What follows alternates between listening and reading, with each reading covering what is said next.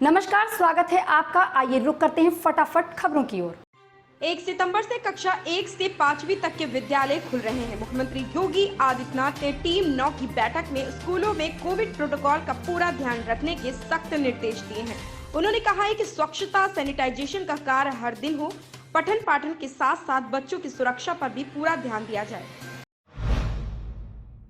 1 सितंबर 2021 यानी कल से भारत में रुपए पैसे से जुड़े 7 बड़े बदलाव होने जा रहे हैं। इन बदलावों का आपकी जिंदगी पर सीधा असर पड़ेगा। एक ओर जहां इन नए नियमों से आपको राहत मिलेगी, वहीं दूसरी ओर अगर आपने कुछ बातों का ध्यान नहीं रखा है तो आपको आर्थिक नुकसान भी हो सकता है। इन नियमों में बदलाव से आपकी जेब प्रभावित होगी। इसका प्रभाव आपके घर के बजट पर भी पड़ेगा। प्रधानमंत्री नरेंद्र मोदी द्वारा देश के तमाम हिस्सों को जोड़ने के लिए 75 वंदे भारत एक्सप्रेस ट्रेन चलाए जाने की घोषणा करने के बाद रेलवे इसे जमीनी स्तर पर उतारने में जुट गया है। इसके लिए संभावित रूट को चिन्हित करने का काम रेलवे ने शुरू कर दिया है। बताया जा रहा है कि पहले चरण में यूपी समेत उन 5 राज्यों को वंदे भारत एक्सप्रेस ट्रेन की सौगात मिलेगी, जहां विधानसभा चुनाव होने हैं।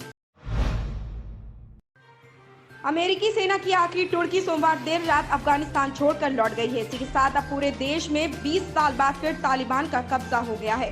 पिछले कुछ दिनों में अमेरिका की ओर से अफगानिस्तान में आतंकवाद के खिलाफ चलाए गए मिशनों और उनकी सफलता असफलता को लेकर कई विश्लेषण आए हैं। हालांकि जैसा घटनाक्रम बीते दिनों में हुआ है, उसका जिक्र 2013 की किताब द किल लिस्ट में हुबहू वैसा ही हुआ है। इसके लेखक फ्रेडरिक मैकार्थी एक जाने माने अमेरिकी पत्रकार हैं, जिन्होंने अफगानिस्तान पर कई और किताबें भी लिखी हैं।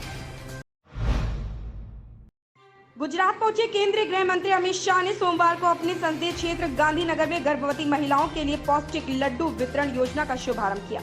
इस अवसर पर शाह ने कहा कि कोई भी देश तब तक आगे नहीं बढ़ सकता जब तक बच्चे और गर्भवती मां पूरी तरह से स्वस्थ नहीं हो। कोरोना को लेकर कई भविष्यवाणियां कर चुके आईआईटी कानपुर के प्रोफेसर मणिन्द्र अग्रवाल ने अक्टूबर अंत या नवंबर के प्रथम सप्ताह तक तीसरी लहर के दस्तक देने की आशंका जताई है। अपने गणितीय मॉडल सूत्र के आधार पर उन्होंने अनुमान लगाया है कि डेल्टा से मजबूत या कोई नया म्यूटेंट आता है तो तीसरी लहर आ सकती है।